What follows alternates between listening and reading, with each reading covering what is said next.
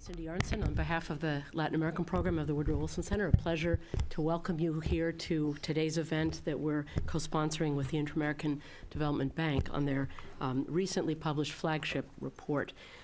Just a few introductory comments before I introduce the speakers. We know a lot of the good news in Latin America. Poverty has gone down substantially. Millions of people, tens of millions of people have entered the middle class, particularly in middle-income countries. Social expenditures as a percentage of GDP have gone up. Per capita social spending has also gone up.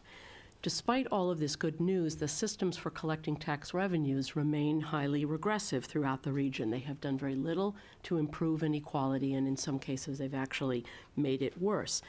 Why is that the case? Well, this report demonstrates that tax revenue as a percentage of GDP has increased overall in Latin America and the Caribbean in recent years, more in fact than in other regions. But the so-called VAT tax, the IVA, indirect taxes on goods and services, which affect the entire population regardless of income level, still constitute a largely disproportionate share of total tax income. There are huge variations among the countries of Latin America and the Caribbean, but throughout the region, the VAT is still the largest single component of tax revenue. As the report demonstrates, the income of workers in the formal economy is taxed at almost double the rate of private sector profits. Evasion for both individuals and corporations stands at about 50% in those countries for which there is information. The economists at the IDB, including people who participated in this report, folks at CEPAL, at the United Nations Economic Commission for Latin America and the Caribbean, the OECD, others have been talking about these issues for a long time, and they have focused specifically on the contribution of the tax system to inequality. But what this new landmark study of the IDB does, by promoting this to the level of the flagship report for this year, this report makes a major contribution to the debate. And most importantly, I think it identifies the distortionary and regressive tax systems as major obstacles to economic development, to inclusive growth, as well as to social mobility. And in many ways, it serves as a call to action, hopefully one that will provide the intellectual, the political, and the economic incentives to tackle reform efforts throughout the region. It's my privilege to welcome back to the Wilson Center Santiago Levy, the Vice President for Sectors and Knowledge at the Inter-American Development Bank. He has previously held the positions there of General Manager and Chief Economist for the Research Department. He's also well known, as we've noted on other occasions here, was the General Director of the Mexican Social Security Institute, where he devised what is, I think, also the flagship conditional cash transfer program, Progreso, which has become the model throughout the region, including in Brazil. He's had teaching positions throughout Mexico, also in the United States, as the author of more articles and book chapters than I would care to count, and also editor and author of several recent books, including one on growth without equity, and another one on social policy and informality. It's also my pleasure to welcome Ana Corbacho from Argentina, who is one of the co-editors of the report. She joined the Inter-American Development Bank in 2010 as the principal economic advisor responsible for the research and dissemination in the Institutions for Development sector, which is the division that Santiago leads. Prior to this, she was a deputy chief in the International Monetary Fund, preparing the regional economic outlook for the Western Hemisphere. She holds a PhD in economics from Columbia University and is also a graduate of the Universidad de San Andrés in Buenos Aires. And finally, but not least, is Teresa Ter-Minassian, who is an international economic consultant. She's working now with the IDB. When I first came across her writings and knew of her work, she was working at the International Monetary Fund, where she, most significantly for this report, headed the IMF's Fiscal Affairs Department from 2001 to 2008. She led IMF negotiations with Brazil and Argentina, has also published dozens and dozens of articles, as well as a book on promoting fiscal discipline. She holds a degree in law from the University of Rome. That's a good discipline for for tax evasion issues, and also a degree in economics from Harvard University. Before turning the floor over to Santiago Levy, I'd also like to acknowledge the work of two other co-editors of this singularly important report, Eduardo Lorda and Vicente Fretes, who are not on the panel with us today, but whose work is certainly a significant contribution to the success of this volume. So I'd like, without further ado, to turn it over to Santiago. It's on. You can just talk. Thank you, Cynthia, and good morning to all. Let me begin by thanking the Woodrow Wilson Center, but in particular Cynthia Anson, for this opportunity to share with you the results of our flagship report on taxation. The way we've structured the presentation is we have a 1-minute video, and then I'll make 1 minute of remarks. The substantive part of the report will be presented by Anna, and then Teresa will speak mostly about the policy implications and the policy recommendations of the report. But before we begin, again, Cynthia, it's really a privilege for us to be here. Thank you for having us, and thank you all for being here this morning. So why don't we begin just with a, if technology doesn't fail and Murphy's Law doesn't attack, it should work. Great. But then again, Murphy's Law is unbeatable.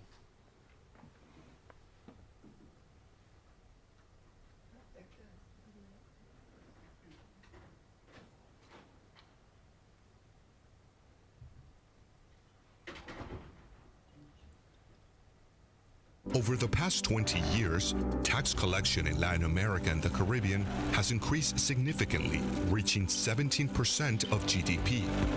That is an impressive achievement, but it is still low considering the region's income levels. We need to improve tax collection and use those taxes as development tools.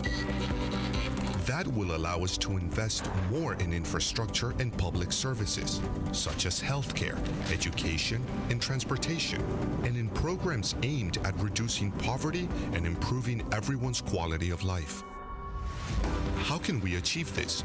We should make changes in the collection of personal income taxes to ensure a more equitable distribution of income.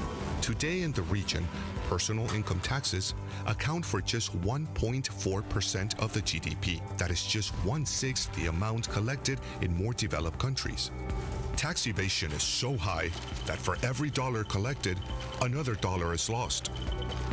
We need to strengthen our institutions to combat tax evasion, broaden our tax base to include the region's growing middle class, and reform tax laws to support the creation of larger and more productive companies in the formal sector. We should adopt tax policies that encourage energy conservation and environmental protection. Taxation is more than revenue. It is a tool for development.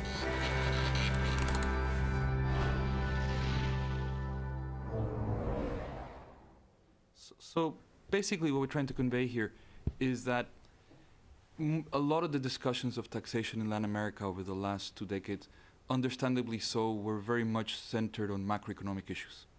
As you know, the region for a very, very long time suffered from a lot of macroeconomic instability, and issues of bringing the budget into balance were central to the design of economic policy. What we're trying to suggest in this report is that it's time to look beyond just thinking of taxes as an instrument for macroeconomic development and balancing the budget, but to look into the individual details of each of the taxes and the way the whole tax structure is put together, and think of it as a development tool. So the report has basically 3 parts.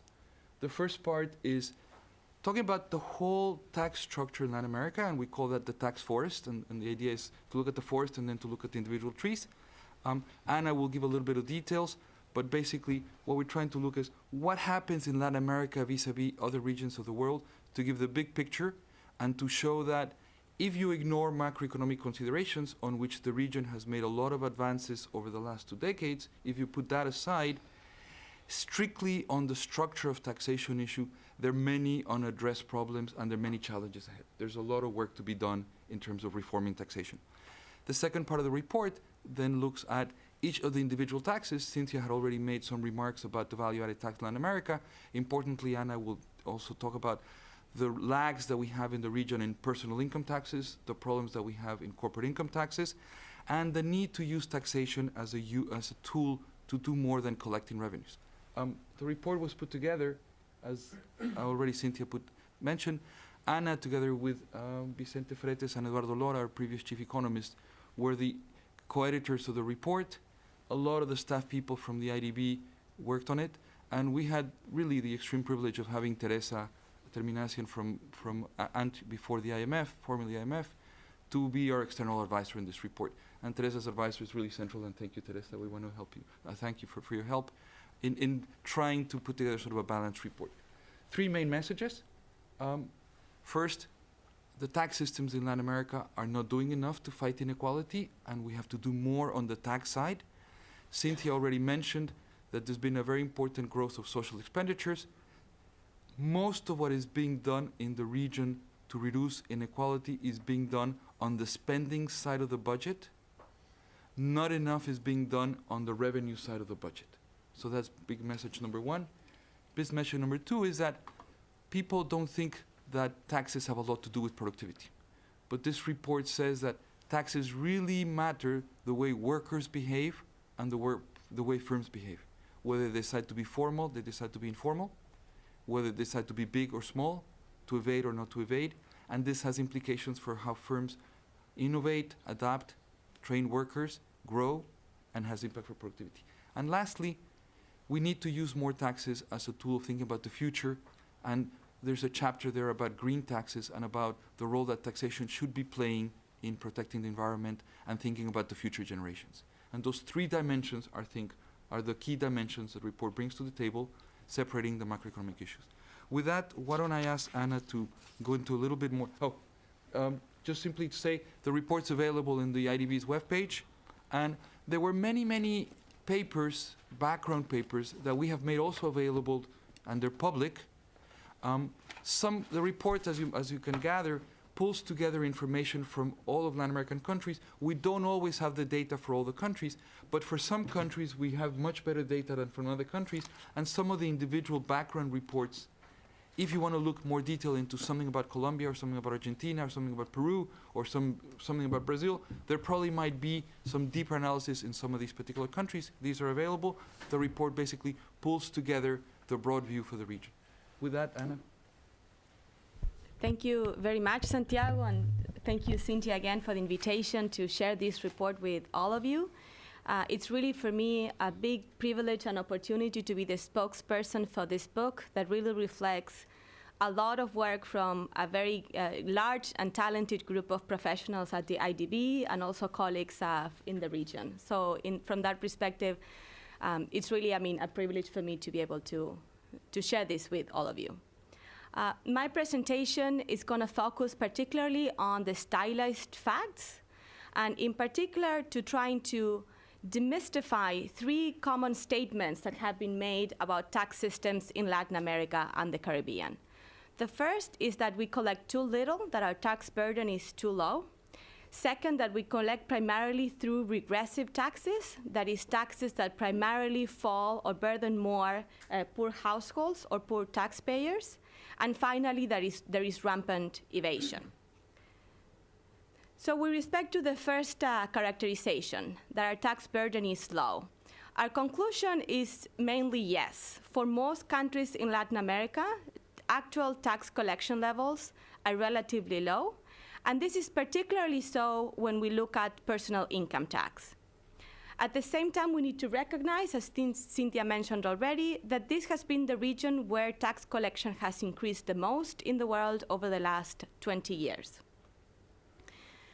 So here are the tax burden as a percentage of GDP for the Latin America and Caribbean region. That's the red bar, 17% of GDP, compared to other regions in the world.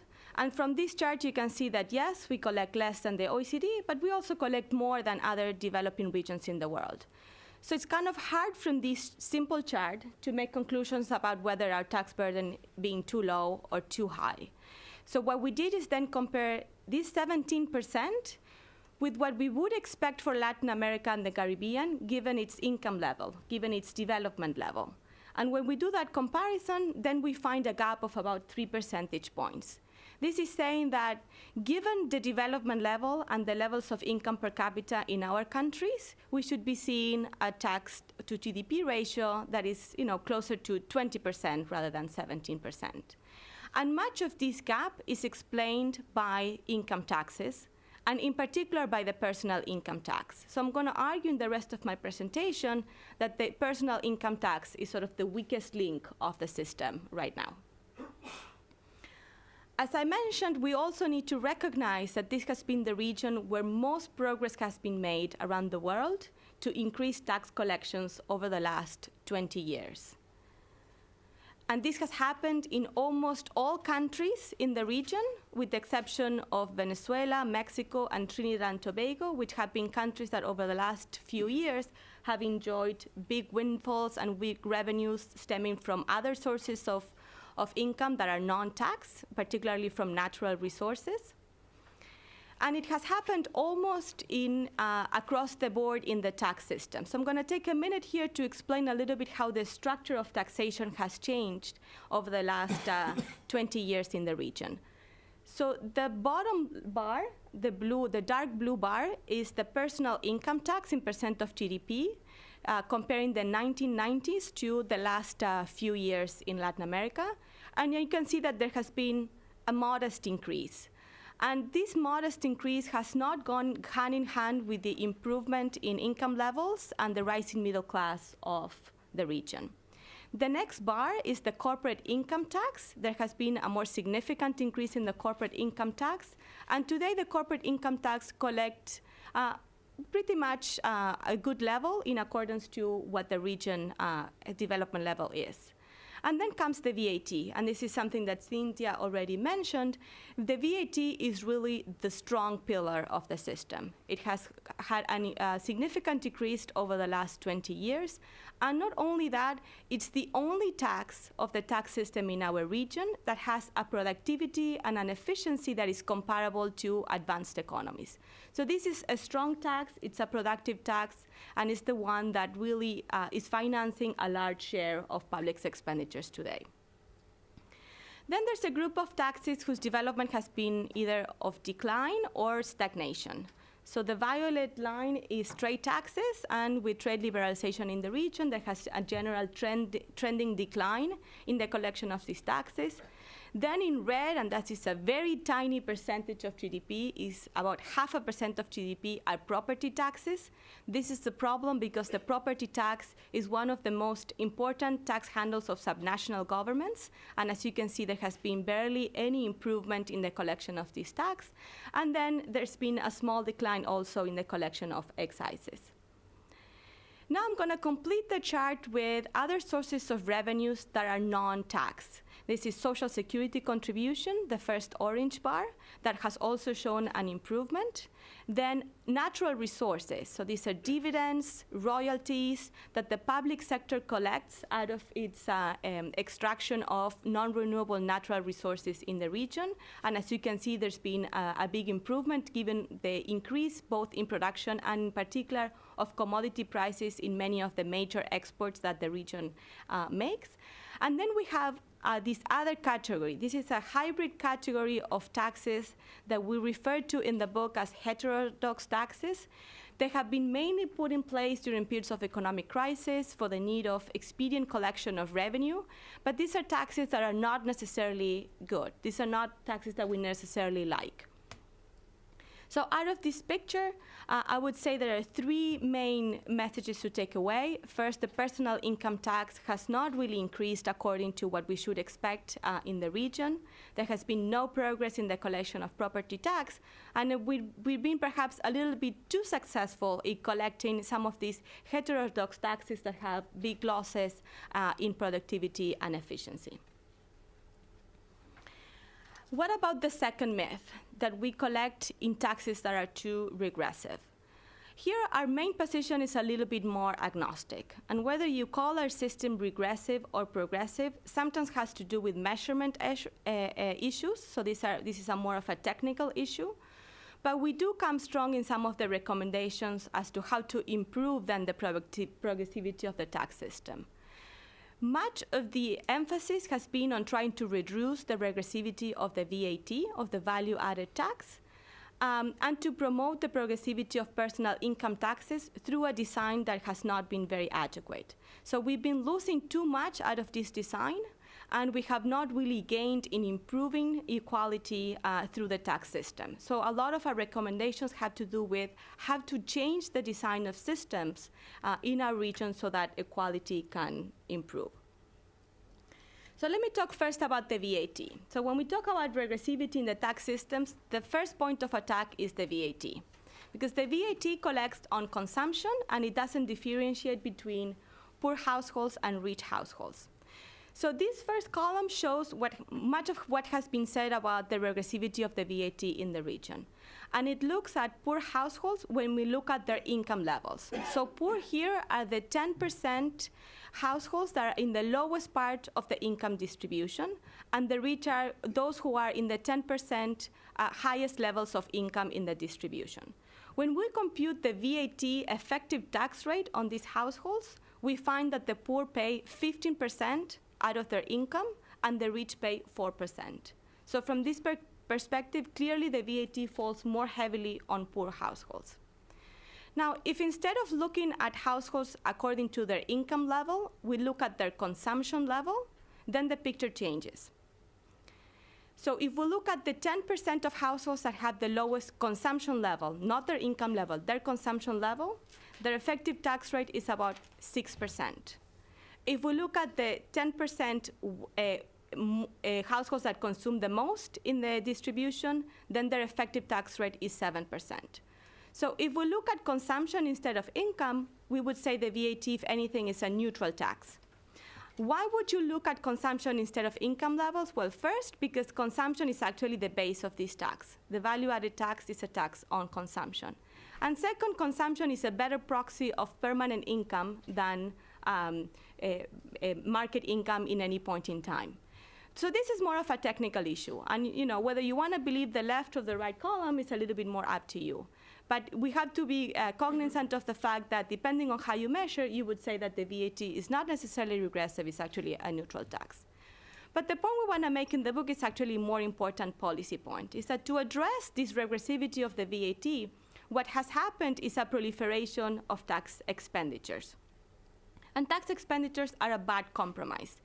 Tax expenditures are exemptions from the base of specific goods that are more heavily consumed by different households, particularly poor households, or differentiated goods to try to protect the poor households from this extra burden of the VAT.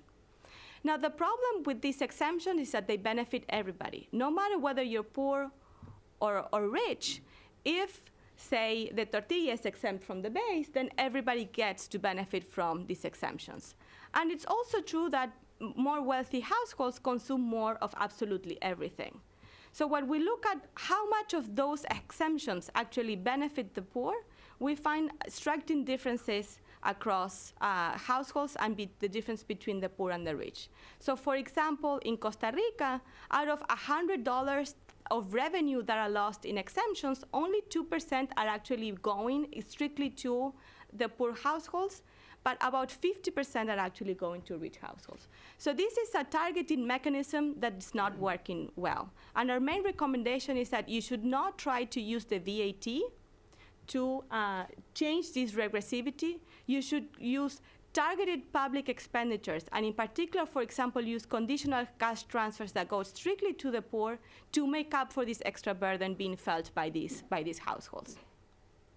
As we say in the book, trying to correct regressivity of the VAT with the VAT is like trying to cut with the spoon. It's just not the right instrument. Now, the right instrument to address inequality and income redistribution in the system is the personal income tax. The problem is the personal income tax in the region is too weak. So when it comes to its design, I'm going to show here a comparison of the different marginal rates that apply to households in different levels of income. And on the horizontal axis, we're comparing income level in number of times of per capita income, so that then we can compare different countries of different levels of income and also different metrics of their currency. So it makes it easier to compare. And we're not going to put the benchmark in the OECD because, as we already saw, the OECD collects much more in everything, and in particular in personal income tax. We're going to compare Latin America with countries of similar level of development that are outside of the region. So let me focus first on the lower income levels. So income levels that are 1 to 2 times income per capita. So as you can see from this chart, outside of the region, once a taxpayer reaches about half a per capita income level, then they start to have to pay personal income tax. This exemption, this minimum exemption in Latin America, is 1.5 times income per capita. This translates to about 80%, and in some countries 90% of the whole population who are exempt of the base. So they don't have to pay this tax. Now, when we move to higher levels of income, then it is also true that in Latin America, all the rates are lower than outside of the region. And when we move to the very rich, so these are households and taxpayers that have 10 times the average income of a country, we also find that the rates they have to pay are much lower than outside of the region. But it's not only just this design on paper. To this, we add general deductions that people can make out of the personal income tax and a lot of evasion. When we combine all these factors, what we find is about 80% of the population pays effectively zero out of their income, and the very rich, so the 10% most rich people in these countries, pay only 4% out of their income. So when we compute the change in the distribution that is being achieved by the personal income tax, before and after taxes, is literally zero. And I really had to put 3 decimals to be able to show you the exact index of redistribution. So this tax does not redistribute. It's very progressive on paper because there's a lot of people exempt and then jumps in terms of the rates for the very rich, but it has actually no redistribution power. So this is the weakest link. And I would say it's not the fact that we rely too much on indirect taxes that makes our systems regressive, it's that we're not using the progressive instrument well enough. So far I've been talking about rich and poor taxpayers, but we also have inequities that come from big and small firms in the region.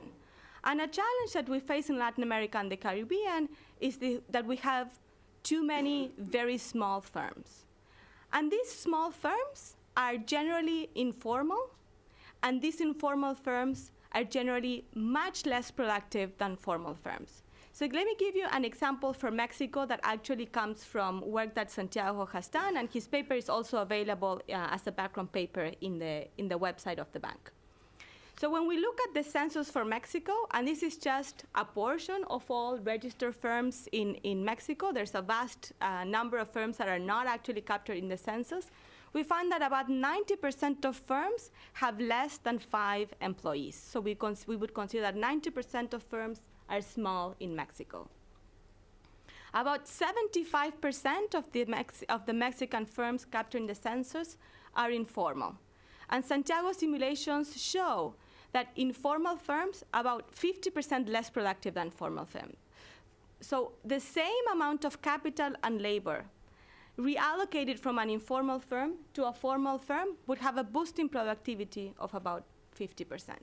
Now, this is a huge challenge for tax administrations. Imagine what it takes a tax administration to actually assist this very large number of firms that are very small and have generally low capacity to comply with their tax obligations.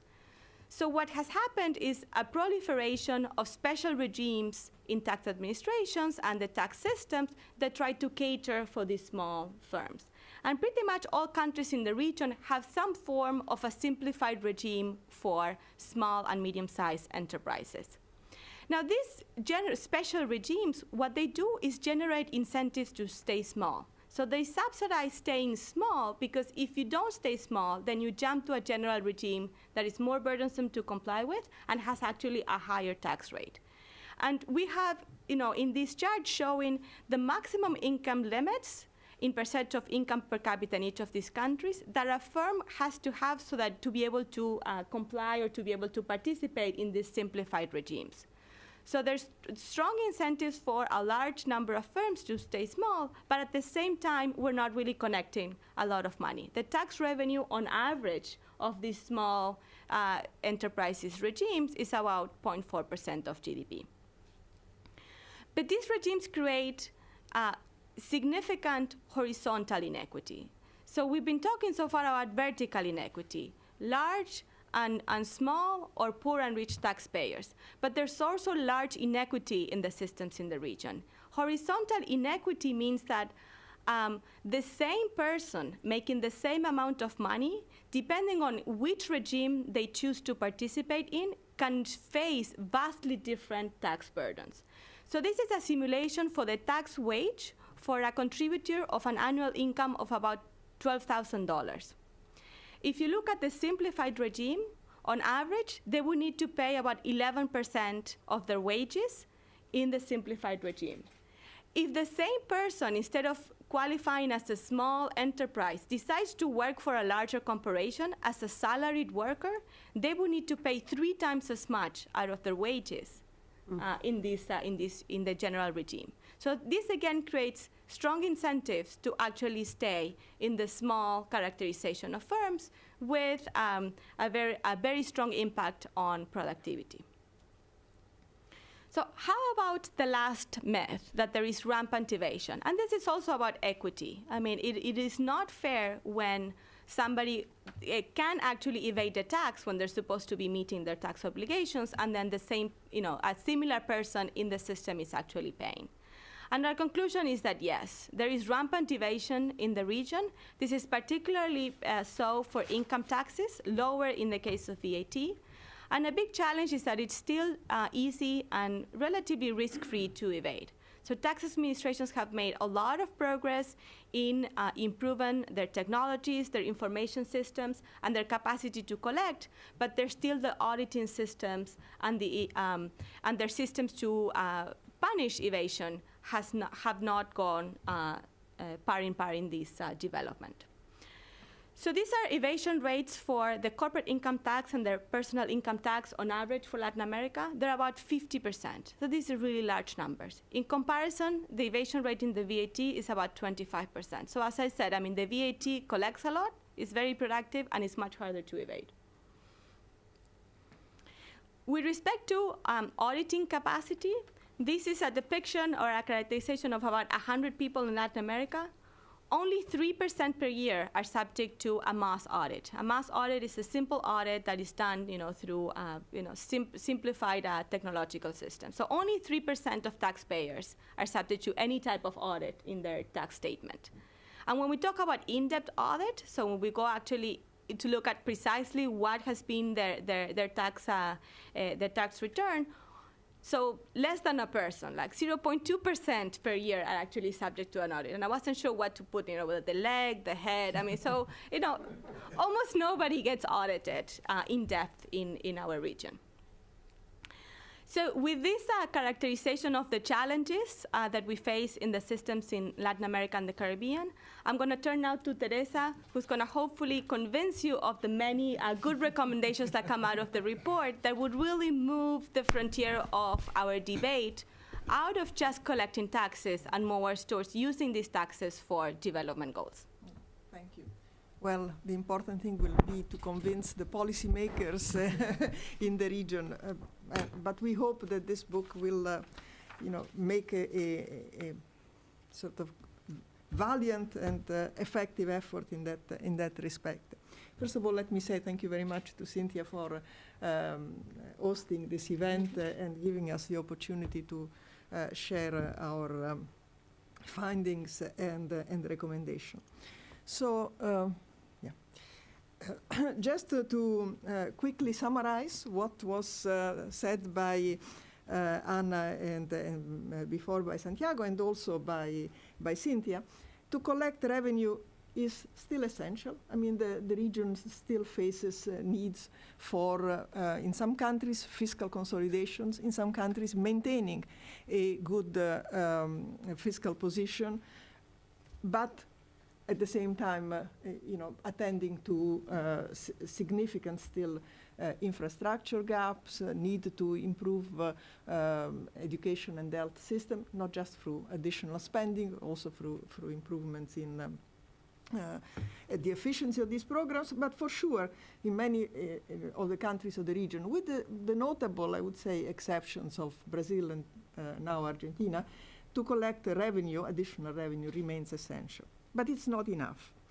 As we said, the main reform objectives for the region are to increase revenue, to improve horizontal and vertical equity, and I think Anna has made a convincing case about not just vertical but also horizontal inequities in the treatment of taxpayers in similar position, and to promote efficiency and productivity. The IDB has been, in its previous flagships, emphasized the importance for the region to improve productivity, and certainly this report makes, I think, a compelling case that the tax system or deficiencies in the tax system contribute to the low productivity and efficiency in many economies, in most of the economies in the region.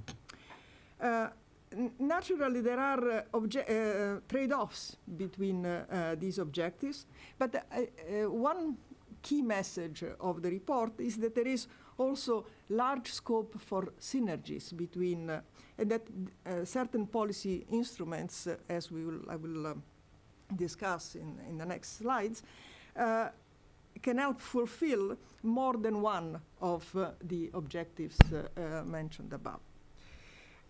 One point that I would like to emphasize, perhaps more than was done by either Santiago or Anna, is that the region really is very diverse in terms of the economy, institutions, political conditions, social conditions, and the tax system is no exception. There is a large variety in both the tax systems and the tax administrations, and this has to be taken into account when looking at or when designing a reform strategy. So you should not take the points that I will be making about a reform agenda for the region as a blueprint for any particular country, because in different countries you need to privilege different objectives depending, and also use different instruments depending on initial conditions, not only in the tax system but more generally in the economy and in the socio-political context.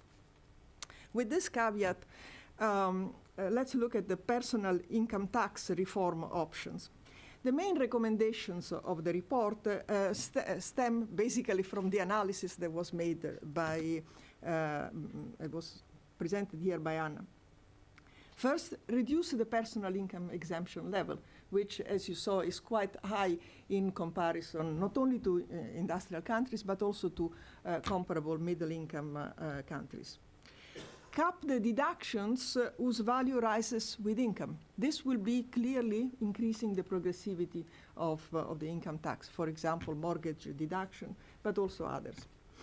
And then broaden the tax base.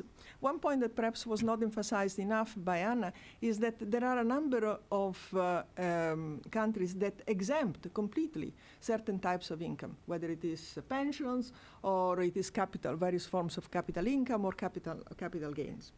So the report makes a strong sort of pitch for the adoption of a dual income tax with differentiated rates, progressive structure for income from labor and for, say, rents, and instead with and pension income, and a flat rate tax for income from capital, with a view to somewhat lower than the top marginal rate of the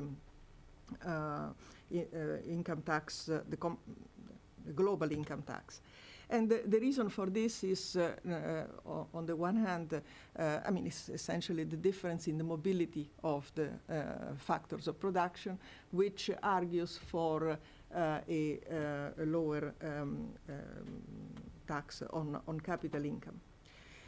These reforms would increase revenue, improve horizontal equity and efficiency, the improvement in horizontal equity being essentially brought by the broadening of the tax base and the adoption of a dual income tax compared to the current regime where in many countries the capital income is altogether excluded from the tax. Increase the redistributive capacity of the tax because of the capping of deduction whose value rises with incomes, and at the same time, and importantly, facilitate the tax administration and enforcement, therefore reducing the evasion, which, as Anna mentioned, is quite strong in the personal income tax. On the corporate income tax and the taxes on natural resources, the report argues for, first of all, the reduction of pervasive tax incentives. My predecessors in the Fiscal Affairs Department, Mr. Tanzi, used to refer to the corporate income tax systems in Latin America as a Gruyere, a Swiss cheese, because of so many holes sort of resulting from the proliferation of tax incentives. And clearly, a reduction of these incentives would help improve horizontal equity, mobilize additional revenue, and also increase efficiency because these incentives distort the allocation of resources. Another important aspect of the corporate income tax reform is to strengthening of the ongoing efforts, and some progress has been made already in the region, to combat tax avoidance, especially by multinational firms through transfer pricing, thin capitalization, and other such devices, essentially of tax planning. And the report also noticed that the corporate income tax rate in the region tends to be on the high side compared particularly to countries in, for instance, in Asia, who are competitors for foreign direct investment. And therefore, it should be considered, depending on the country's overall public finance situation, the possibility of utilizing the increased revenues from the expansion of the base, the reduction of the tax incentives, and reduction of the scope for avoidance, for tax avoidance, to reduce the corporate tax rate, and so make the Latin American countries a more attractive venue for FDIs. As regards the natural resource taxes, the taxes or royalties, the report argues for a shift from royalties to profit taxes, because this is obviously efficiency enhancing, although royalties tend to be easier to collect, of course. Moving on to the VAT reform options, these again follow directly from the analysis presented by Anna. The main recommendation is to eliminate the pervasive exemptions and unify rates, using this part or all of the additional revenues to compensate the poor households through various conditional cash transfer mechanisms. And in some cases, as for instance in Mexico, this has been advocated by the papers co-authored by Santiago, a part of the additional revenues could be used to reduce payroll taxes. So shifting from taxation of labor, which promotes informality, to taxation of consumption. These reforms would help reduce informality, improve the productivity and external competitiveness, because an increase, a reduction of the payroll tax compensated by an increase in the VAT, or a unification of the rates of the VAT, since the VAT is collected on imports and rebated to exports, credited for exports, would also improve external competitiveness for these countries. It would also facilitate the tax administration, and as was mentioned by Anna, it would not hurt the poor, because the current system of exemptions basically benefits the rich much more than the poor. Next area is taxation of, as we call taxation of bads to protect the goods. And here the main recommendations have to do with focusing the excise, simplifying and focusing the excise taxation on a few goods whose consumption is to be discouraged, in particular consumption of alcohol and tobacco, to be discouraged for health reasons. And at the same time, to strengthen environmentally related taxes and eliminate the still significant energy subsidies in some of the countries.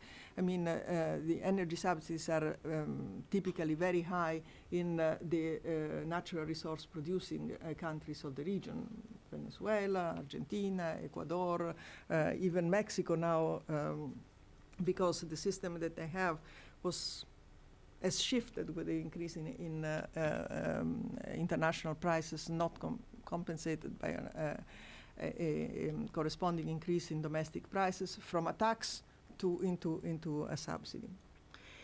And then consider over time the introduction of actual taxes, real green tax and environmental taxes on carbon emissions. And the paper in one of the, a couple of the papers, background papers for the for the book contains some quite interesting analysis of the effects simulated through the use of computable general equilibrium models, of the effects of introduction of taxation on carbon emissions in some of the countries of the region. The papers also contain some interesting distributional analysis of the effect of energy subsidies in a number of the countries, primarily of the Cono-Sur.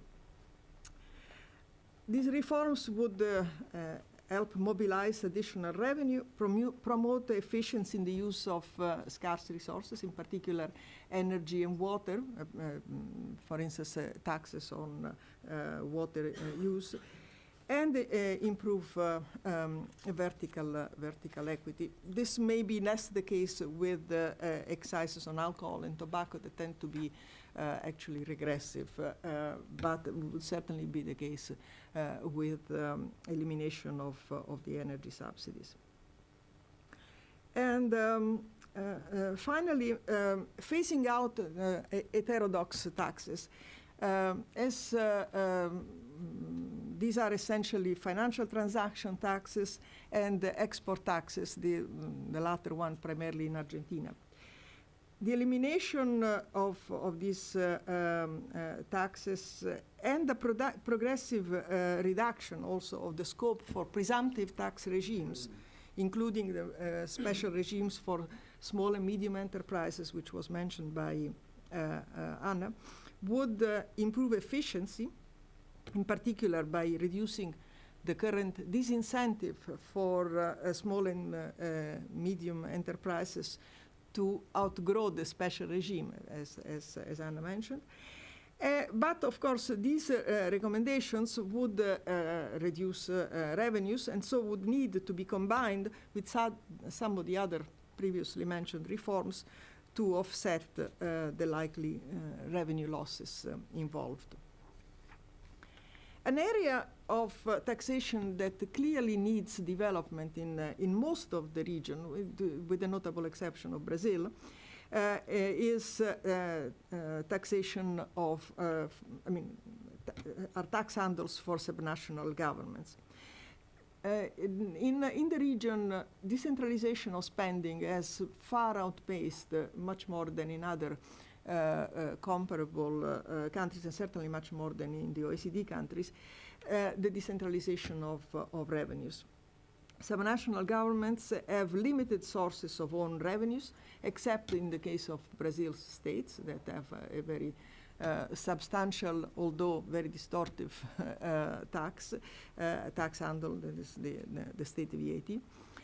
And this, of course, hinders political accountability for the local officials, their fiscal responsibility, because it's, when the money comes from through transfers from the central government, all a local official has to worry is how to carry favor with the central government rather than face the political cost of raising its own revenues.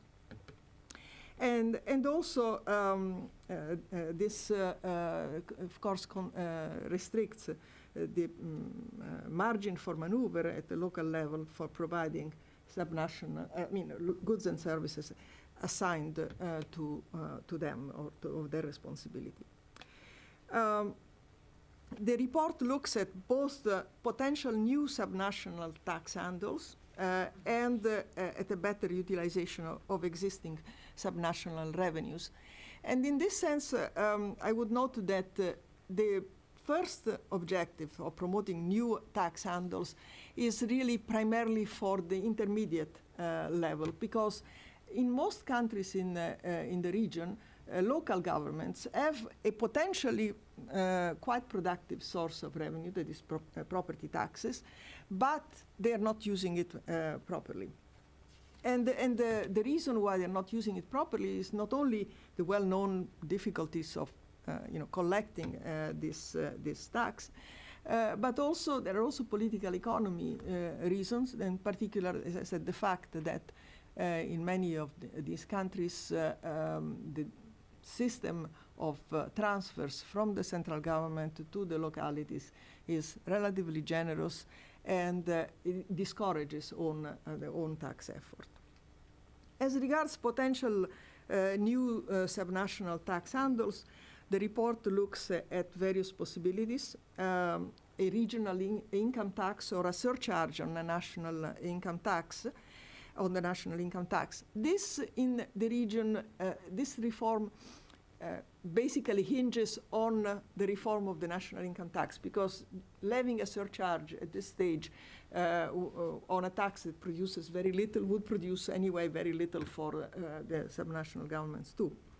But it could go pari passu with an improvement in the national income tax, or a reform of the national income taxes, as mentioned before. Also a regional VAT, but here the problem is mainly the difficulty, as made very clear by the example of Brazil, of taxing interstate trade. And then regional or local excise taxes or surcharges on the national excises, which is a more promising source of revenue, and it is increasingly being utilized, for example, as regards taxes on telecommunications or electricity and so on. As regards the better utilization of subnational revenues, as I said, the main tax handle that currently subnational governments have property taxes, and there what is key is the improvement in the property cadastres, improvement both in terms of the effectiveness of registration of existing properties, and also more frequent updating of the values of these properties. And then also user fees, which are in many Latin American countries an underutilized potential source of revenue, and that could be particularly useful if, for instance, when combined with environmental objective, for example, taxes on or fees on collection of wastage and on water usage. And then, of course, improvements in the subnational tax administrations where, with some exceptions, because, for example, in Brazil, some of the states have, I would say, tax administration that, in terms of efficiency and so on, compete with the national administration. But by and large, the capacity at the local level is relatively low in most other Latin American countries. So here you have a good menu of sort of tax reform measures. Many of them have been advocated before. I mean, it's not that we are all discovering new tax handles, although I think that perhaps the analysis of the current shortcoming of the system makes it, at least to economists, more compelling case than has perhaps been done in some other cases in the past. But what are the obstacles to tax reform? And here really, unfortunately, the obstacles are essentially political economy ones. The first one is the dependence on revenues from non-renewable natural resources in a number of the countries of the region. More than average, Latin America depends on non-renewable natural resource revenues, which tend to discourage domestic revenue mobilization.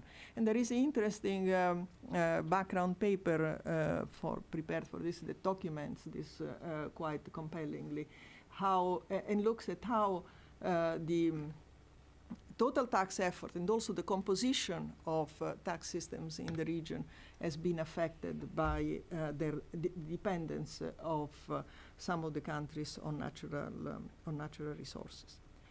The second obstacle is, of course, the resistance of economically and politically powerful interest groups that benefit from the various types of tax concessions. And the more pervasive the tax concessions are, the more the resistance, because there are more groups that are benefiting from them. And also, is the fact that the median voter in the region has basically a poor perception of the value of the goods and services provided by the public sector. Perhaps it's not an unfounded perception, given that there is this vicious circle of lack of resources or misuse of resources available and the quality of the provision of the public goods and services. And also poor understanding, again, by the median voter, of the link between revenue mobilization and the fiscal space that existing for improving the provision of these goods and services. Also, poor perception of the effectiveness and fairness of the tax administration. Incidentally, among the background papers, there are some micro-simulation or micro-studies looking at differences between different localities where, in particular in Argentina, where the popular perception of both the degree of corruption of the local officials and the efficiency or inefficiency of the provision of public services differs among localities, and the different capacity to mobilize additional revenue in the different places, in terms of even the sort of correlation with higher tax rates for the property taxes for the local tax handles.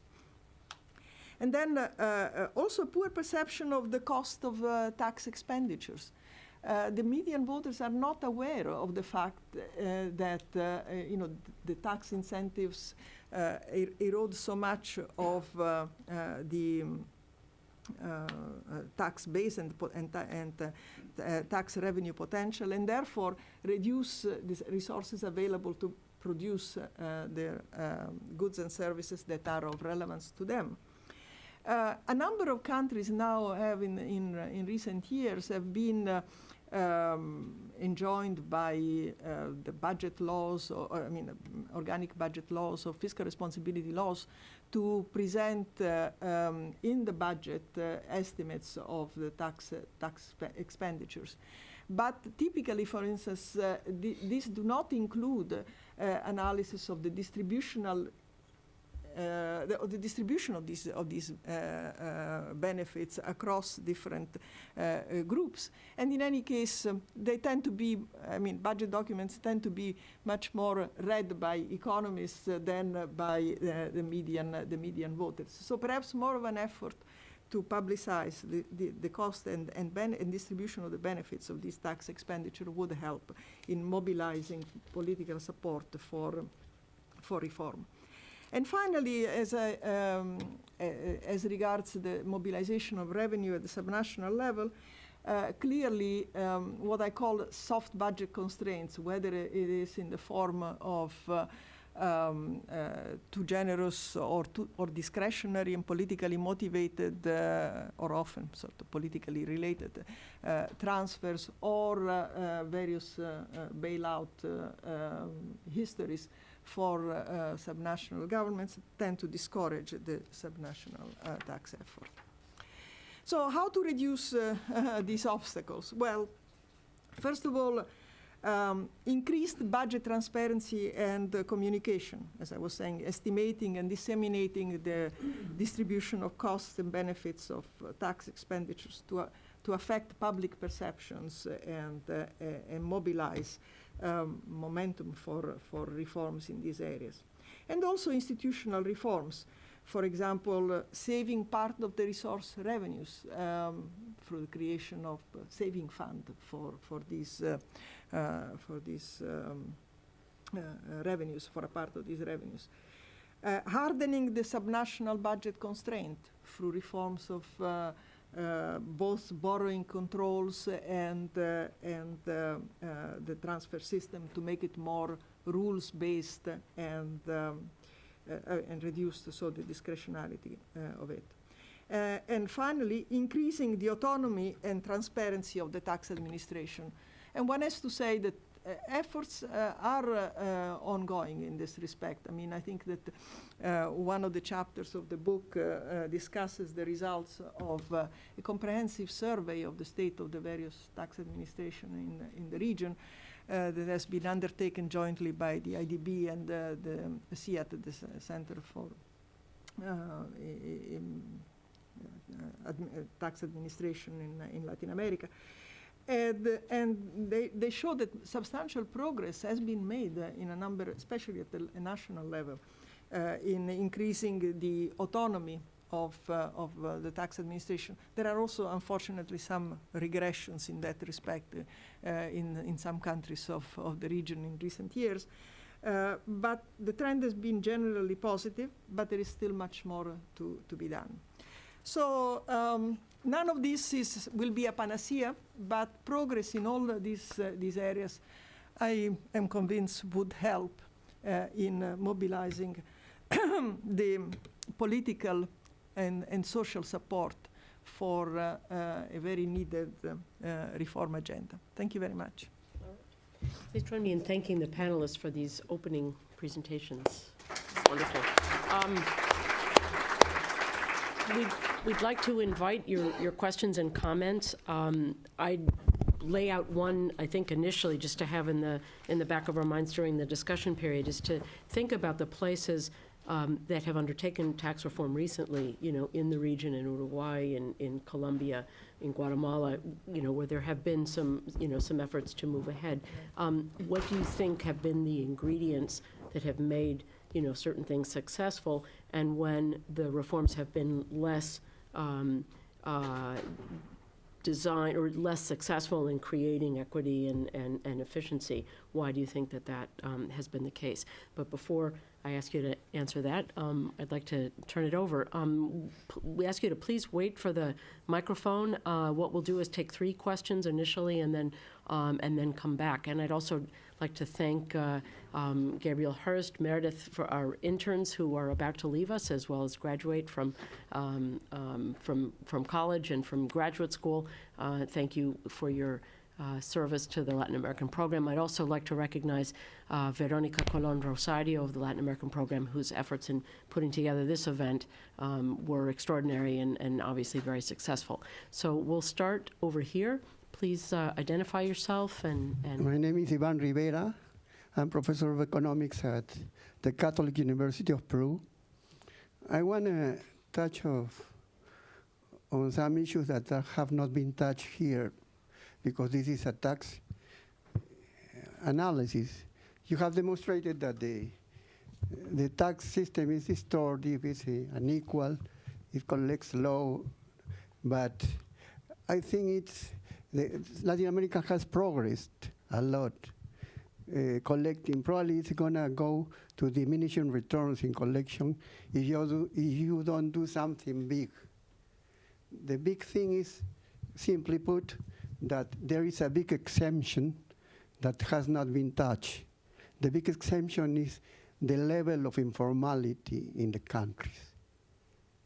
The level of informality in the countries, I don't know of the big countries because I am tired of giving all the statistics only of the big countries, but in the small, medium countries in Latin America, it's quite high. It's above 50% easily. Then, if the level of informality doesn't depend only on taxes. It depends on, for example, I am familiar with Peru. For example, the labor markets in Peru are overregulated. The minimum salary has been tripled, and the cost of doing business in the labor market is above 50%. The incidence of that cost bursts completely on the enterprise because of the minimum tax. No? So in this case, it's almost impossible to have medium enterprises with that regime. But that is only the tip of the iceberg, because you can look at the doing business reporting of the World Bank, and you can see that overregulation is pervasive in Latin America as compared to other regions. I would like your comment on this issue. let's go over it. This, yes, over here on the side. Yeah. Mm-hmm. The microphone, yeah. Thank you. Mary Elzier Papadopoulos from Thomson Reuters. I noticed that you touched briefly on property taxes, and I wanted to get a little more information on that, if I could. You cited that the transfer processes were onerous and that the sub-regional cadasters need improvements. Are there additional barriers that you see to the property tax, and what do you see as the potential for expanding property taxes? Thank you. Okay. And this gentleman here. Hi, Marco Fernandez from the World Bank. My question is related to the political economy, to the last part of your presentation. If you could expand a little bit on what would be like the policy prescriptions that you would recommend on how to overcome these political obstacles. For example, we know that there is a huge problem of transparency. I mean, the IBP index has been showing that there is no transparency both in terms of the spending and in terms of the revenue side of fiscal transparency. There is problems of transparency in the extractive industry, and governments refuse to take over this issue. There is also a lack of enforcement in the law, and this is related both to a technical part in which the authorities seem not to have the capacity to really analyze completely all the strategies that the industries and firms used to evade taxes, but also that we recurrently observe in Latin America documented cases of corruption, of misuse of public spending, and that is denounced by the media, and nothing happens. So I guess that in this perception that you pointed out at the end of fairness and why the citizens should be convinced that they need to pay more taxes, given that these areas have not been covered or have not been overcome, then it's very hard to move forward in a fiscal reform. If I could just mention, I think the report does talk about the sort of simultaneous need for improvements in transparency and accountability. The question is sort of how you make that happen and how you break this cycle of sort of chicken versus egg. So please, whoever wants to start. We'll come back. Maybe I just take the first question from Professor Rivera, and maybe Teresa and Anna help me with the other questions. Although I'll make a comment on your question. You're absolutely right. And there's one chapter of the report that speaks about informality as a very substantive issue. And the correlation between evasion and informality is very, very high. Not that all informal activity is illegal, but a substantive amount of informal activity is illegal and is associated with tax evasion. So I like the way you put it. The biggest exemption in the region is actually informality. So you're absolutely right. We, by and large, also agree with what you're saying about that it's very strongly associated with labor market regulations. This varies a little bit from country to country. In countries like Colombia and Peru, the minimum wage really matters, and it's binding, and therefore a lot of the incidence of these labor taxes are on firms. In some other countries, the minimum wage is not so much binding. Take, for instance, Mexico is really not binding. And then a lot of the incidence on workers, but because it's on workers, then they escape to the informal sector. So this is a big problem in the region. There's one chapter in the report devoted to that.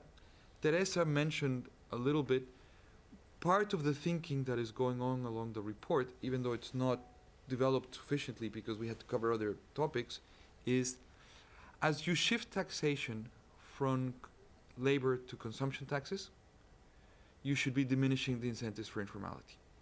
And what they should be doing is they should be broadening the tax base. So the reforms that Teresa briefly described, and there are other papers written at the IDB on these issues, basically are trying to say you can have double gains because if you reduce informality by shifting your taxation, there will be productivity gains and you also have a wider tax base. And you'll gain on both accounts. And part of the report says you've got to take informality serious, right? There's the notion that time will solve it, or growth will solve it. And the answer, what we know is that's not true. That's not true. It is not all taxation. Some has to do with labor regulations, but a big part is taxation. So we agree with you on that main point, and part of the reform agenda that we're proposing in the report tries to sort of tackle that a little bit. Perhaps, Teresa, you want to answer about property taxes? On the property taxes, I mean, I think that the obstacles are well known. They are political economy obstacles and technical obstacles. The technical obstacles have to do essentially with, in a way, they are the easiest one to address because the technology today is there to, particularly with aerial surveys and so on, to make a very good and detailed mapping of the properties. Also, increasingly in urban areas, there is enough information regarding the updating of the property values. So you need, I mean, clearly, you know, tiny municipalities in rural areas will never have a big, you know, source of revenue from the property tax, but that should be dealt with the higher transfers, equalization type mechanisms, you know, from the central government. Obviously, what we are talking about is mainly the large urban areas where, you know, there is much more scope for own revenue mobilization through the property tax. What are the obstacles? The obstacle essentially of political economy, as I was mentioning. The incentive is for local governments to rely on transfers because they are less politically costly. You have to, you know, sort of carry favors with the central government rather than try to, rather than bear the political cost of raising property taxes, which are very visible. They tend to be concentrated in the payment in one, you know, installment. Rather, that is something that could be addressed with, say, doing quarterly installment. And today, even in terms of the the compliance costs, they can be minimized. I mean, as it is shown here in this country, where the property taxes are collect a lot more, even in areas which are relatively sort of rural compared to let's say the big metropolitan areas. So I think the obstacles have to do more with institutional reforms. Both, I think the central government can provide support. In some of the countries in Latin America, for instance, in Chile, the cadastre is maintained at the central government level. It could be maintained in some countries at the regional level instead of the local level, to facilitate, to economies of scale in the administration. But it remains essential to have, as long as you have soft budget constraints, you're not going to have the incentive for local or regional government to use appropriately the tax handles that they have. In some cases, they just don't have. Like for instance, in at the regional level in Venezuela or even in Peru, there aren't adequate tax handles, so they have to be created. But at the local level, the problem is not so much, not having it, is not using it. And anybody want to take on the issue of Yes. corruption, transparency? Yes.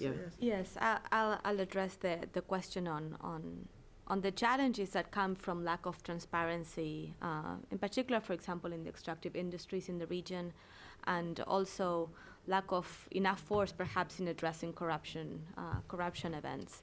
And I agree, this is a huge challenge for Latin America, and it's not easy to say how the virtuous cycle is going to come. In some of the work that we have been doing at the IDB, and in particular in my sector, we're starting to focus more on and emphasize more interventions that are called targeted transparency. So instead of really hoping for the big leap into suddenly the government being fully transparency or fully accountable, really focusing on interventions that narrow into one particular sector, one particular ministry, and looking for kind of like those brave policymakers that will pilot with us in terms of saying, okay, what happens once we start publishing all the data on how the money is being spent? And we invite citizens to comment on that and participate in a democratic way on how to increase the quality of the services they're receiving. And there's an interesting report that we published last year. It's on the web. I invite you all to visit to download it from our site, where we looked at kind of a few examples of successful cases of targeted transparency, because it seems that if we wait for the big leap, nothing might happen. With respect to the extractive industries, as you may be aware, there's also now a big push from the international community into increasing the standards of reporting, and in particular understanding how the flow of money goes from private companies in extractive industries back to the government and vice versa.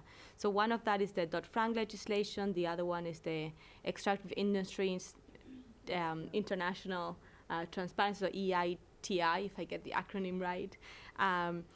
And we actually don't know yet what the implications of those new international standards are going to be in the region, but there's big hope. I mean, there's hopefully big potential from those standards to actually start then incentivizing more reforms in our countries to start to be actually much more transparency in those flows.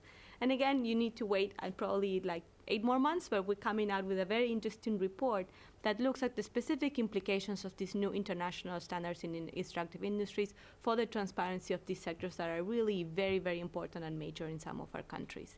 On these issues, I think we're going to have to really look for those opportunities where these reforms can have big visible effects, big improvements in the relationship between governments and citizens, and from there start building. I don't think this is going to happen overnight. It is still a major challenge, but we see more and more examples of governments at different levels actually trying to be, really go in that direction. I think still a major challenge in how the tax systems are perceived by citizens and the lack of the legitimacy that some of the systems have is that still many citizens believe that the quality of the services they get back from their taxes is not good enough. And that's a big challenge, is that the quality of public expenditure is still lagging in our region. So that's another major institutional reform agenda that is pending and we need to tackle very forcefully. Let me add just 30 seconds on your question, because there's one dimension that the report doesn't deal with, and it's probably an important component. It's also related to the question by Professor Rivera. The incentives for citizens and for workers to contribute to social security systems in the region are actually being diluted by the fact that informal workers are increasingly receiving social services that are free, whereas formal workers have to pay for them, so that if I'm a citizen, really, it doesn't really matter if I evade the law and I don't contribute to Social Security, I'm going to get health services anyway. This is a pervasive problem in the region, insufficiently discussed in the report. It's part of the incentives to being in the informal sector, and it weakens the links between contributions and benefits, and is actually one of the reasons why the tax base is eroded. And this is a worrisome trend in the region that needs a lot more attention. I mean, I think the corollary of that is that you need to finance these services with general taxation, and then at a basic level, and then sort of link additional benefits to additional contributions. Or to contributions, basically. Let's start back here in the middle, and then we'll go to the side. Either way, we'll get you. Lorenzo Perez, retired from the IMF, where for many years I worked with Teresa in her teams in Southern Europe and Latin America. I have one question regarding informality, and you said, I think Ana and Santiago mentioned that in fact when you move firms from informal to the formal sector, that the productivity increased quite rapidly. And I can think of one mechanism is simply they can, if there are no incentives to stay small from the tax system, they can grow and they can achieve economies of scale. But I wonder whether you can give us other examples how the productivity increase moving from informality to formality. For Teresa, I had a question, a concern regarding the proposal for the dual income tax, having lower tax rate for capital income. And in that, you say that this is in large part because there's capital mobility. But I wonder how much mobility are there from domestic investors. On equity grounds, if you have very different tax rates, is it really fair that capital income or domestic investors be lower, given the fact that probably they are not that mobile? So the question is there evidence of that there's mobility, or will it make sense to have two different tax rates depending whether there is a foreign investor or a domestic investor, at least for a temporary period? Right here in the middle. Gabe, just that way. There we go. Thank you. Sergio Daga, visiting fellow from Bolivia with the Heritage Foundation. My question is regarding what are your comments on the following. In some countries in Latin America lately, we have seen some pension reforms that have been undertaken, such in Argentina, Bolivia, Venezuela. And some perception studies show that now the personal contribution of the workers, they feel like it's like a new income tax. And we have seen some evasions nowadays. So I would like your comments on that. Thank you. And we have one more here, and then we'll come back to our panelists. Good morning. My name is Mark Gallagher. I head public finance and economic policy for Development Alternatives Incorporated. And thank you for an excellent presentation, and I look forward to reading the book. And unusually, I have to say that I agree with almost everything that's been said. But I was wondering if you could address two other areas. And again, I haven't read the book yet. Have you addressed in your work the issues of gender and youth? And these are, gender's been important for a very long time, but youth is becoming ever greater in terms of how is the tax system affecting this, how are tax reforms affecting headed households and that sort of thing. Related to this also, the title of the book is quite catchy, but I'm wondering if we can discuss a little bit the last two words, because that is development tool, because really it's sort of recaudar más y mejor. And so I'm wondering, how is the issues of tax collection and tax fairness and impact on informality, which is sort of never really reachable anyway. What were you thinking, though, in terms of it being a development tool other than funding the budget? Thank you. If I could just follow up on that last comment and note, just read a sentence that really sort of leapt off the first page of this report in terms of how far we've come, really, in discussing these issues. And I'm quoting, one of the rent-seeking mechanisms that the most affluent have imposed on the rest of society is the regressive design of the tax structure. I mean, compared to a decade ago, the kind of the criticisms of the Washington Consensus, I mean, to see this on page 1 of a report from the IDB, I think is quite striking and remarkable. Anyway, just a quick comment. Go ahead. Who wants to? I'll begin with the first question of Lorenzo. Maybe Teresa can tackle the one on the dual income taxes, and I'll tackle the question on pensions. One mechanism is the one you mentioned. There's an implicit tax on firms' growth associated with being informal and trying to get bigger. The probability of being fined and taxed by the authorities is clearly an increasing function of the size of the firm. It is very, very difficult for the tax authorities to find a firm that has 3 or 4 workers, and even if it finds it, to fine it is very costly because probably it's going to spend more money on the trial and all the procedures than what it's going to collect from the firm. So the firm knows with a very, very high probability that if it stays small, it's not going to be taxed. But it also knows that if it hires 7 workers and then 15 and then 20 and then 23, eventually when it has 29 or some number, the chances of being fined are increasing. So one mechanism is the one you mentioned, is there's an implicit tax on firm growth. But that's not the only one. Informal firms, because they're very small, they are very fragile. So that the rate of failure of informal firms is very high. There's a very high rate of firm creation, but there's also a very high rate of firm destruction. So that means that there's very little investment in firm-specific capital. Firms don't do a lot of labor training. Firms don't do a lot of technology adoption. Firms don't do a lot of innovation. And because most of the time they're illegal, they have very little access to credit. So the natural environment for firms to grow and to become more productive is very much absent in a cost of informality, and the sum total of all these effects then realizes into these productivity losses. You can go on. Informal firms mostly sell to informal firms because, for instance, they cannot exchange credit and debit receipts on the VAT. So your link of suppliers is restricted to the only informal sector because you really can't be a supplier to the large firms in the formal sector. So this whole segments the economy, and the numbers that were quoted by Anna, that comes from the Mexican study, says this is really in the end very, very costly from the productivity point of view. So those are sort of the reasons.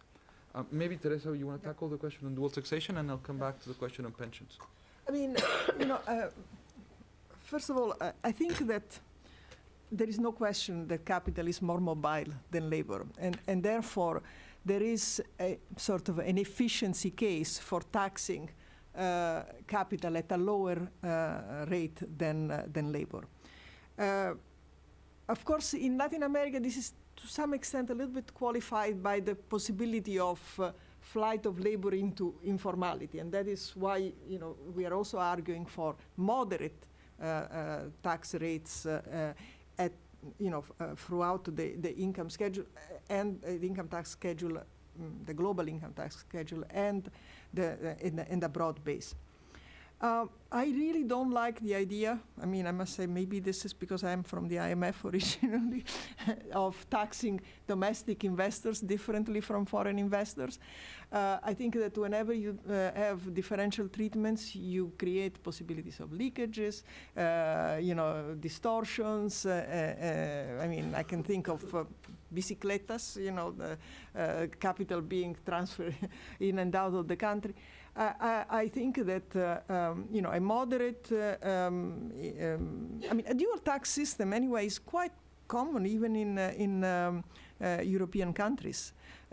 Typically, the interest rate on deposits, for instance, on bank deposits or on government bonds, is taxed with a lower rate than the personal, and a flat rate than the personal income tax. So I think there is a lot of, let's say, precedence for this. And certainly in some of the countries in Latin America, and I'm not advocating, we are not advocating dual tax system for everybody. The income tax, personal income tax in Brazil works quite well, and I don't think there is any need to change it to a dual income tax. But in some cases, like in the case of Uruguay, the introduction of, and this partly responds to your question, Cynthia, the introduction of the dual income tax expanded substantially the tax base, because before tax, there was actually not even really a personal income tax, only wage taxes.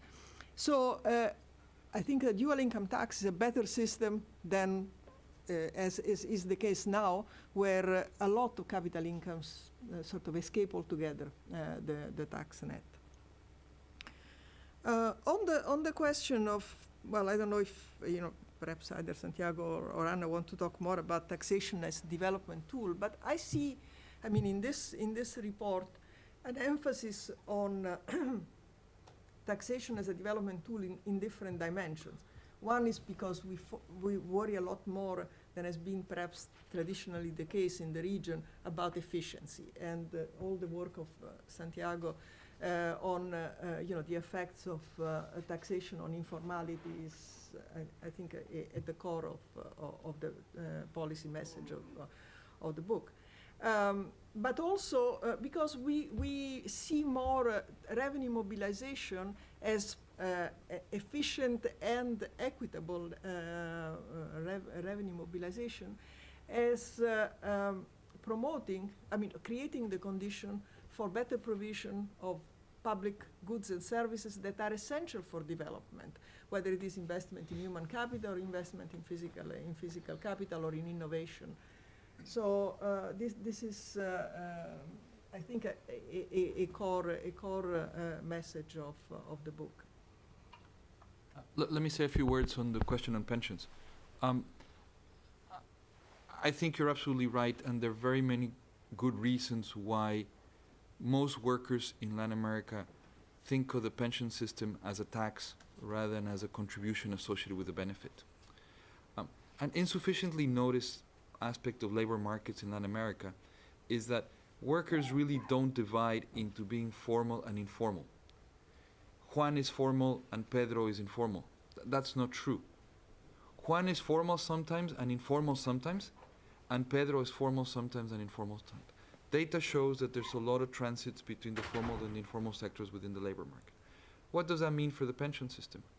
If I only contribute for my pension when I am formal, then throughout my life cycle, I'm not going to really contribute for the pension throughout, but I'm only going to contribute parts of my working life. What that implies is that, on average, workers will contribute for their pension less than half of their working lives. Which means that most workers will not accumulate sufficient years of contribution to actually get a pension. So if that's the case, de facto it's really turning into some sort of a tax. So that's one strong disincentive to contribute to the pension system, because they were designed with major flaws about 50 years ago, flaws that are still pretty much present in all the countries in the region. This would devote another big report. And then what countries have been doing in Latin America to, quote unquote, fix the problem is from some dimension to make it worse. Because what happens when a lot of workers are reaching retirement age and they don't have a pension because they were informal a good part of the previous working life, is governments are creating, quote unquote, non-contributory pensions, which says like, if you didn't get a pension, don't worry, we will provide for a pension. So now the incentive structure is even more distorted because not only are you being taxed in your contributions, but in addition, if you don't contribute at all, you're going to get a benefit that you never contributed for. So for these and other reasons that I want to enter here for reasons of time, there are major flaws in the pension system that is part of the reason why this is perceived as a tax, and that is part of the reasons what workers say, look, what is the point of being formal, right? It pays a lot more to be informal. Anna? I'm going to try to answer your question on gender and youth. So the short answer is that no, this is not a specific consideration that you're going to find in the book, and it's not because we don't think it's very important, it's because we had lots of topics that we also had to leave out in a very, very comprehensive and rich material. I do want to say that we take this very seriously at the IDB. For example, in my sector that covers all of the programs and the loans that we make to governments in the fiscal area, including on tax reforms, we are increasingly incorporated in our indicators of results what happens to gender balance or imbalance. So we are explicitly starting to incorporate as an objective of our fiscal programs gender balance indicators. And we're doing this progressively. Right now, about 20 to 25% of our portfolio in fiscal operations, in fact, explicitly take into consideration the gender issue, and we're hoping to increase this share more and more over time. The question of youth, I think, is very important, also relating to the previous question on accountability. What we know in Latin America and the Caribbean is that young people are much more connected and are, exploiting media and tweeting and Facebook more than in any other region of the world. So this is a large percentage of the population that are starting to exploit these channels much more actively than in the rest of the world, and therefore it's also something that it's of huge potential and of huge advantage to start to engaging more constructively with citizens and promoting accountability and promoting citizen participation in how public policies are decided. So I think they're both of huge importance. Just to comment on also to touch, complement what Teresa said about taxation being a development tool. So we say that it's more than revenue because it's not enough just to have money to finance public expenditure. Even if there's no additional revenue mobilization, there are a lot of areas of tax reform that would help achieve development objectives. And let me give you a specific example about the VAT, and Cynthia already mentioned, the issue of regressivity in the system. What we propose in the book for some countries is, for example, to spend absolutely every extra peso of additional revenue coming from the elimination of exemptions on targeted transfers to the poor. So the motivation for that recommendation is not to get more money out of the VAT, is to actually focus the assistance really on those that are being overburdened by low income levels. So even if there's no additional revenue, we think that that is a reform that really would help the tax system in itself achieve better development objectives. Similarly, when we discuss the corporate income tax, much of the motivation for the reforms on the corporate income tax is not necessarily to increase revenue. I mean, many of them would have an extra revenue boost, and that's great, but that's not their principal motivation. The principal motivation is, in fact, to get rid of all of these pervasive inequities that come from sectors that have specific concessions, specific investments, incentives, other sectors that do not. And through that, it's just even hard to actually know where is the most productive investment in the region, because the tax system is actually interfering with many of those investment decisions. So again, it's not about collecting more money, it's about redesigning those taxes so that they achieve better allocation of resources, more productivity, more efficiency, and also more equity. I think we're out of time. If there's one burning last question, I think we'll permit someone to make one last question or comment. Again, thank you again for a wonderful presentation, for joining us. Thank you all.